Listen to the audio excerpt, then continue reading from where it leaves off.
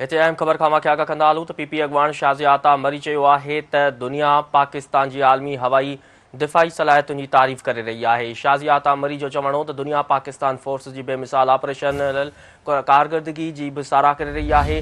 शाज़िया मरी जो चवणु हो त पाक हवाई फ़ौज हिन ख़िते में आसमान जे बादशाह तौरु उभरी आहे। संदसि चवणु हो त आलमी सहकार सां जंगबंदी थी ऐं ख़ितो हिकु बहिरान खां बची वियो। शाज़िया मरी जो चवणु हो त पाकिस्तान हमेशह खां अमुन ॻाल्हियुनि ऐं ख़िते में इस्तेहकाम जो दावेदार आहे। संदसि चवणु हो त पाकिस्तान जी सलामती मामले ते पूरी क़ौम हिकु ऐं कंहिं बि क़ुर्बानी खां न किबाईंदी। हीअ अहम ख़बर आहे जेका मां सां शेयर करे रहिया आहियूं त पीपी अॻवान शाज़ी आता मरी चयो आहे त दुनिया पाकिस्तान जी आलमी हवाई दिफ़ाई सलाहियतुनि जी तारीफ़ करे रही आहे।